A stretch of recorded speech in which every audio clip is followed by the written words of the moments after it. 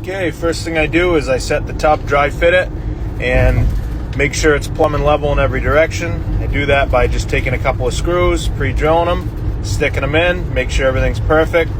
Take your Pica pencil, mark around the surround. That way you know when you got your mortar down, you squish it to that line, the tub will be perfect. Hang the tub with a couple of screws, makes it way easier than taking it in and out. Once the tub's hung, mix up your mortar.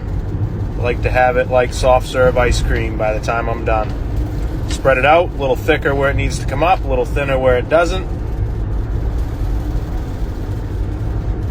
Set your tub in, squish it down to your marks, should be right on the money. Screw it off, you're good to go. No need to check it with a level, you already did that. If it's hitting your marks, she's good to go.